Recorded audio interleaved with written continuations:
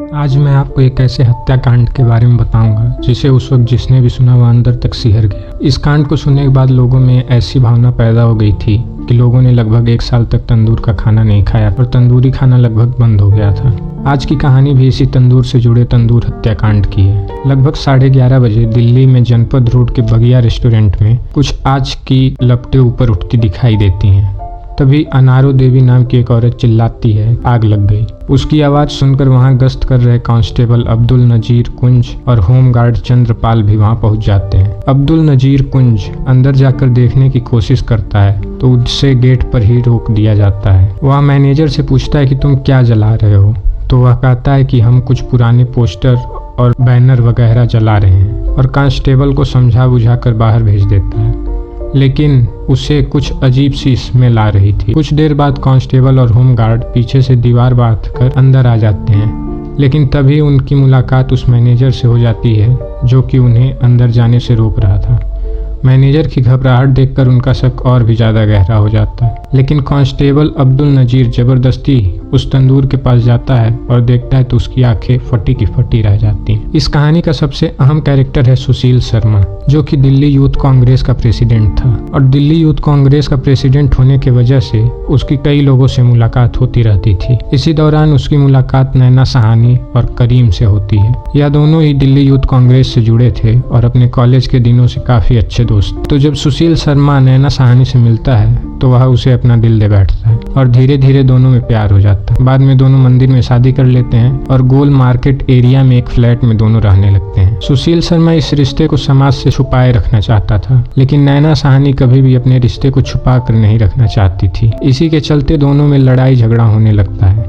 कई बार सुशील ने नैना के साथ मारपीट भी की। इन्हीं सब चीजों के बारे में वह अपने दोस्त करीम से बातें किया करती थी, पर सुशील शर्मा को नैना सहानी का करीम से बात करना पसंद नहीं आता। वह नैना को करीम से बात करने के लिए हमेशा मना करता था, लेकिन नैना सहानी नहीं मानी और इसी के चलते सुशील और नैना में और झगड़ा होने लगा। नैना झगड़ों से परेशान होकर करीम की मदद से ऑस्ट्रेलिया जाने का प्लान बना रही थी। 2 जुलाई 1995 की शाम को लगभग 7:30 बजे सुशील शर्मा अपने फ्लैट पर पहुंचा। तब नैना सहानी लैंडलाइन पर किसी से बात कर रही थी। जब सुशील शर्मा ने पूछा तो नैना बिना कुछ बोले ही चली गई। इस बात पर सुशील शर्मा को गुस्सा आता है और वह लास्ट डायल नंबर पर फोन लगा देता। दूसरी तरफ से करीम फोन उठाता है। करीम की आवाज सुनते ही सुशील शर्मा फोन काट देता है। इस बात को लेकर सुशील शर्मा और नैना के बीच झगड़ा शुरू हो जाता है और सुशील शर्मा गुस्से में अपनी लाइसेंसी रिवॉल्वर निकालता है और एक के बाद एक 3 गोलियां नैना सहानी पर चला देता है, जिसमें से एक गोली नैना की गर्दन पर, दूसरी सर पर और एक गोली मिस हो जाती है और नैना की मौके पर ही मौत हो जाती है।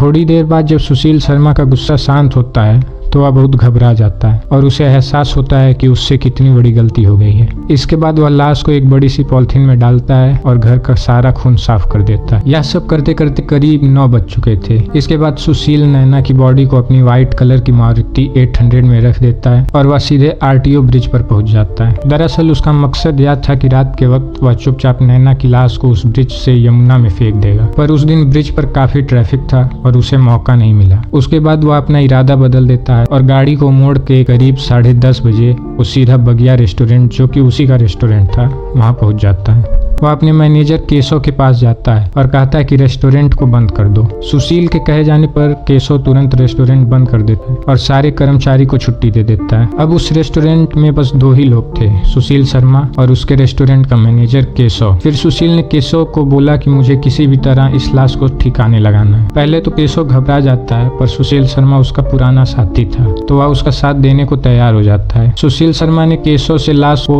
जलते हुए तंदूर में डालने को कहा ताकि कोई सुराग ना बच सके। उसके बाद दोनों मिलकर नैना की लाश को गाड़ी से निकालते हैं और बॉडी जलते हुए तंदूर में डाल देते हैं। सुशील शर्मा चाहता था कि लाश जितनी जल्दी हो उतनी जल्दी जल जाए, इसीलिए वह तंदूर में बहुत सारी लकड़ियां, पुराने पोस्टर और बैनर डाल देता है। आंच को और तेज करने के लिए सुशील शर्मा उसमें पास में ही रखे हुए मक्खन को भी डाल देता है, जिससे लाश और तेज जलने लगती है। इन सब की वजह से आंच इतनी ऊपर उठ रही थी कि रेस्टोरेंट के बाहर से भी दिख रही थी। उस वक्त रात के करीब 1 बज चुके थे और उसी आग को अनारो देवी ने देखा था और फिर कांस्टेबल अब्दुल नजीर ने तंदूर में एक लाश को जलते देखा। लाश को देखते ही वह चौंक जाता है और भागकर पुलिस और फायर ब्रिगेड को कॉल कर देता है। पुलिस को आता देख सुशील शर्मा डर गया और वहां से फरार हो गया। तंदूर की आग को बुझाया जाता है और तंदूर से आधी जली हुई इंसानी लाश निकलती है। लाश को पहचानना बहुत मुश्किल था।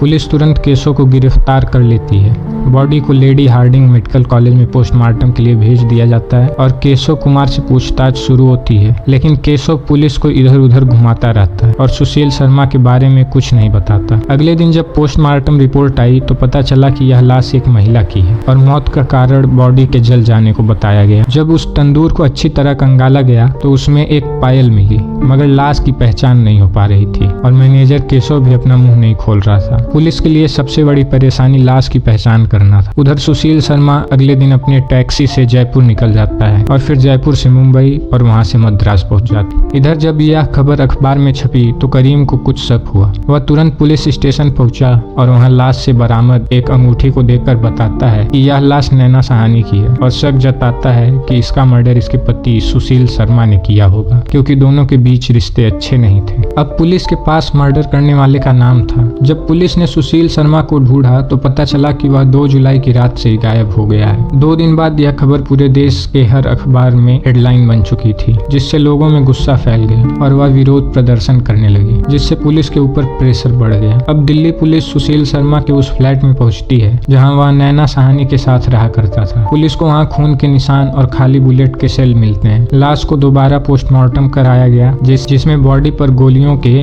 2 निशान पाए गए और पता चला कि जलने से पहले ही नैना सहानी की मौत गोली लगने से हो चुकी थी। पुलिस पक्का करना चाहती थी कि यह लाश नैना सहानी की है या नहीं, क्योंकि करीम ने सिर्फ एक अंगूठी देखकर लाश की पहचान की थी। इसके बाद लाश को और नैना सहानी के घर वालों का डीएनए टेस्ट किया गया। डीएनए टेस्ट से कंफर्म हो गया कि यह लाश नैना सहानी की ही थी। पुलिस द्वारा सख्ती से पूछताछ करने पर केशव टूट गया और उसे जितना कुछ मालूम था पुलिस को बता दिया। अब दिल्ली पुलिस अपनी पूरी ताकत लगाकर सुशील शर्मा को ढूंढने लगी। उधर सुशील शर्मा ने मद्रास में अपने बाल मुड़वाकर अपना पूरा हुलिया बदल लिया था। फिर वह बेंगलुरु चला जाता है, मगर किसी तरह यह खबर दिल्ली पुलिस को लग जाती है और इस घटना के 8 दिन बाद 10 जुलाई 1995 को पुलिस सुशील शर्मा को बेंगलुरु से गिरफ्तार करके दिल्ली ले आती है। अब उससे पूछताछ शुरू होती है। पहले तो वह पुलिस को घुमाने की कोशिश करता है, पर बाद में वह अपना गुनाह कबूल कर लेता है और पुलिस को उस रात की पूरी कहानी सुनाता है। उसकी बात सुनकर पुलिस का भी दिल दहल जाता है। इसके बाद दिल्ली पुलिस ने कोर्ट में अपनी चार्जशीट दाखिल कर दी और लोअर कोर्ट में यह मामला 1992 से 2003 तक चला और 8 साल बाद 7 नवंबर 2003 को लोअर कोर्ट ने सुशील शर्मा को मौत की सजा सुनाई और रेस्टोरेंट मैनेजर केशव कुमार को इस हत्या को छुपाने और सबूत को मिटाने के जुर्म में 7 साल की कैद की सजा सुनाई गई। बाद में सुशील शर्मा ने इस फैसले को दिल्ली हाई कोर्ट में चैलेंज कर दिया और 4 साल की सुनवाई के बाद 19 फरवरी 2007 को दिल्ली हाई कोर्ट ने लोअर कोर्ट की सजा को बरकरार रखा और उसे फांसी की ही सजा सुनाई। इसके बाद सुशील शर्मा सुप्रीम कोर्ट पहुंच जाता है और 2007 से 2013 तक